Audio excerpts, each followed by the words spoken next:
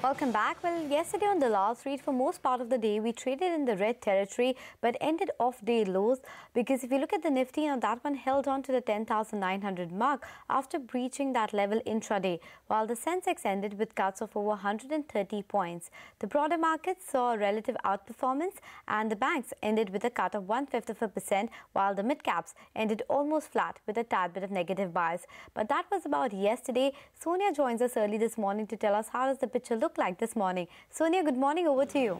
Hi, Anisha. Good morning. Well, the Nifty continues to face resistance at that 10,950 mark. In fact, yesterday we saw selling both from FIIs and DIIs. It was a small quantum. FIIs sold about 80 odd crores. The DIIs sold about 84 odd crores. There's just a lack of any directional triggers to take the Nifty out of that range of 10,750 on the downside to 10,950 on the upside. So most traders believe, at least until the elections, this could be the range for the markets.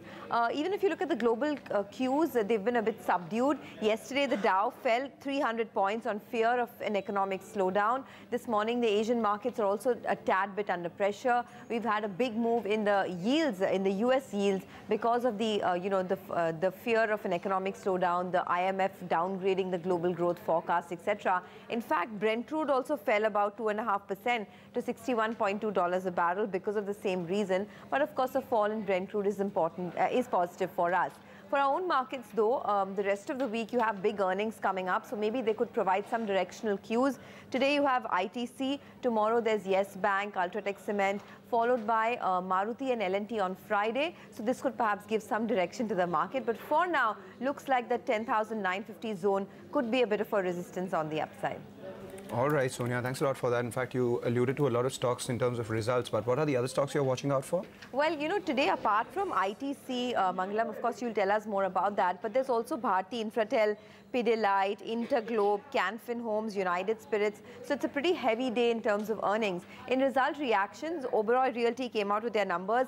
Good set of numbers. Revenues up about almost 50%. Profit growth of 15%. Even Syngene reported a good quarter this time around. So the revenue growth of 20%, a profit growth of around 6% Now, Asian Paints, they had a conference call post-market hours, and they spoke about how the medium-term demand outlook is uncertain due to the elections. But they also said that in this particular quarter, all regions have done well and growth across segments was good. But there was a bit of caution as they go ahead. So let's see which way the stock heads. It did close in the red yesterday.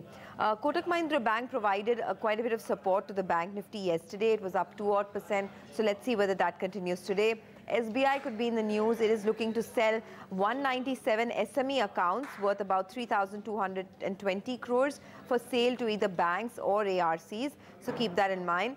Viatech Wabag has secured a desalination order from Mangalore refinery worth about 467 odd crores. And Britannia could be in the news. There are reports suggesting that Britannia could be added into the Nifty when the next review takes place in February. So perhaps some trading action there. Back to you. Okay, Sonia, thank you so much for that. We will keep an eye out on all those stocks. We'll let you go on that note. But it is time now for a quick break on the show. Come back, we'll get you more from Davos, because Shireen Maan speaks to Bharat Forge's Executive Director Amit Kalyani. That exclusive conversation on the other side.